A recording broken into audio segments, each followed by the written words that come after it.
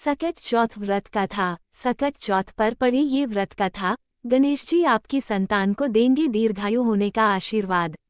सकट चतुर्थी की कहानी। सकट चौथ का व्रत सोमवार 17 जनवरी 2025 दिन शुक्रवार को रखा जाएगा और इस दिन गणेश जी की विधि विधान से पूजा की जाती है और पूजा में व्रत कथा का पाठ करने का विशेष महत्व माना गया है।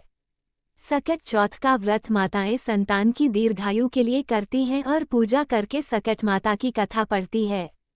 इस कथा को पढ़ने से आपकी सुखी संपन्न और खुशहाल होने के साथ ही दीर्घायु प्राप्त करती हैं। एक बार गणेश जी बाल रूप में चुटकी भर चावल और 1 चम्मच दूध लेकर पृथ्वी लोक के भ्रमण पर निकले। वे सबसे ये कहते घूम रहे थे, कोई मेरी खीर बना दे, कोई मेरी खीर बना दे। लेकिन सबने उनकी बात पर ध्यान नहीं दिया।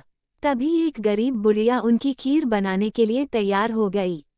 इस पर गणेश जी ने घर का सबसे बड़ा बर्तन चूल्हे पर चढ़ाने को कहा। बुढ़िया ने बाल लीला समझते हुए घर का सबसे बड़ा भगोना उस पर चढ़ा दिया। गणेश जी के दिए चावल और दूध भगोने में डालते ही भगोना भर गया। इस बीच गणेश जी वहां से चले गए और बोले, अम्मा जब खीर बन जाए तो बुला लेना। पीछे से बुढ़िया के बेटे की बहू ने 1 कटोरी खीर चुराकर खा ली और 1 कटोरी खीर छिपाकर अपने पास रख ली। अब जब खीर तैयार हो गई तो बुढ़िया माई ने आवाज लगाई, आजा रे गणेशा खीर खा ले। तभी गणेश जी वहां पहुंच गए और बोले कि मैंने तो खीर पहले ही खा ली। तब बुढ़िया ने पूछा कि कब खाई, तो वे बोले कि जब तेरी बहू ने खाई तभी मेरा पेट भर गया। बुढ़िया ने इस पर माफी मांगी। इसके बाद जब बुढ़िया ने बाकी बची खीर का क्या करें इस बारे में पूछा तो गणेश जी ने उसे नगर में बांटने को कहा और जो बचे उसे अपने घर की जमीन गड्ढा करके दबा दें।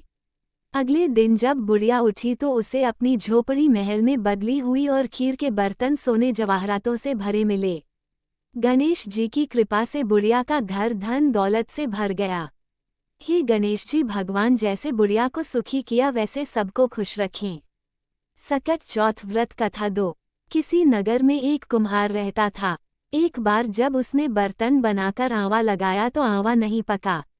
हारकर वह राजा के पास जाकर प्रार्थना करने लगा कि आंवा पक ही नहीं रहा है। राजा ने पंडित को बुलाकर कारण पूछा तो राज पंडित ने कहा कि हर बार आंवा लगाते समय बच्चे की बलि देने से आंवा पक जाएगा।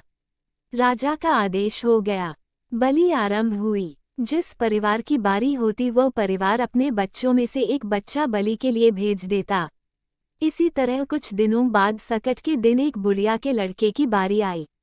बुढ़िया के लिए वही जीवन का सहारा था, लेकिन राजाज्ञा के आगे किसी की नहीं चलती। दुखी बुढ़िया सोच रही थी कि मेरा तो एक ही बेटा है, वह भी सकट के दिन मुझसे जुदा हो जाएगा।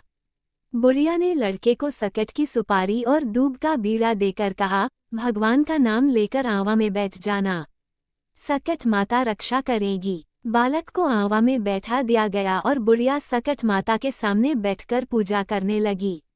पहले तो आंवा पकने में कई दिन लग जाते थे, पर इस बार सकट माता की कृपा से एक ही रात में आंवा पक गया था।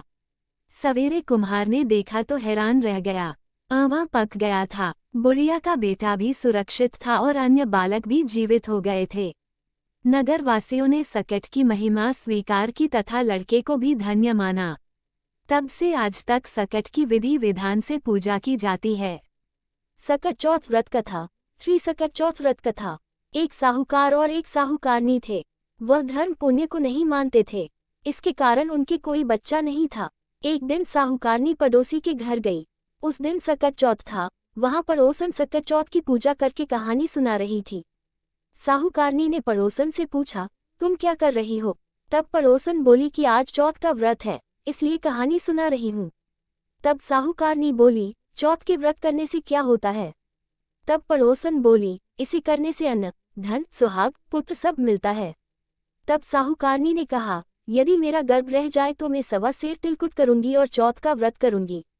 श्री गणेश भगवान की कृपा से साहूकारनी के गर्भ रह गया, तो वह बोली कि मेरे लड़का हो जाए तो मैं 2.5 सेर तिलकुट करूंगी। कुछ दिन बाद उसके लड़का हो गया तो वह बोली कि ये चौथ भगवान, मेरे बेटे का विवाह हो जाएगा तो 5.25 सेर का तिलकुट करूंगी। कुछ वर्षों बाद उसके बेटे का विवाह तय हो गया और उसका बेटा विवाह करने चला गया। लेकिन उस साहूकारनी ने तिलकुट नहीं किया।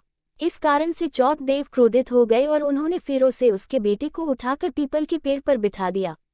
सभी वर को खोजने लगे पर वो नहीं मिला। हताश होकर सारे लोग अपने अपने घर को लौट गए। इधर जिस लड़की से साहूकारनी के लड़के का विवाह होने वाला था, वह अपनी सहेलियों के साथ गणगौर पूजने के लिए जंगल में दूब लेने गई। तभी रास्ते में पीपल के पेड़ से आवाज आई, ओ मेरी अर्धव्यही। ये बात सुनकर जब लड़की घर आई, उसके बाद वह धीरे धीरे सूखकर कांटा होने लगी। एक दिन लड़की की माँ ने कहा, मैं तुम्हें अच्छा खिलाती हूँ, अच्छा पहनाती हूँ, फिर भी तू सूखती जा रही है, ऐसा क्यों? तब लड़की अपनी माँ से बोली कि वह जब भी दूब लेने जंगल जाती है तो पीपल के पेड़ से एक आदमी बोलता है कि ओ मेरी अर्धव्यही। उसने मेहंदी लगा राखी है और सेहरा भी बांध रखा है।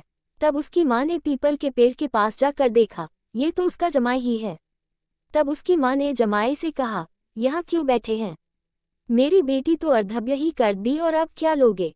साहूकारनी का बेटा बोला, मेरी माँ ने चौथ का तिलकुट बोला था लेकिन नहीं किया, इसलिए चौथ माता ने नाराज होकर यहाँ बैठा दिया। ये सुनकर उस लड़की की माँ साहूकारनी के घर गई और उससे पूछा कि तुमने सकट चौथ का कुछ बोला है क्या? तब साहूकारनी बोली, तिलकुट बोला था। उसके बाद साहूकारनी बोली, मेरा बेटा घर आ जाए तो 2.5 मन का तिलकुट करूंगी। इससे श्री गणेश भगवान प्रसन्न हो गए और उसके बेटे को फेरों में लाकर बैठा दिया। बेटे का विवाह धूमधाम से हो गया। जब साहूकारनी के बेटा एवं बहू घर आ गए तब साहूकारनी ने 2.5 मन तिलकुट किया और बोली, हे चौथ देव, आपके आशीर्वाद से मेरे बेटा बहू घर आए हैं, जिससे मैं हमेशा तिलकुट करके व्रत करूंगी। इसके बाद सारे नगर वासियों ने तिलकुट के साथ सकट व्रत करना प्रारंभ कर दिया। हे सकट चौथ, जिस तरह साहूकारनी को बेटे बहू से मिलवाया वैसे ही हम सबको मिलवाना।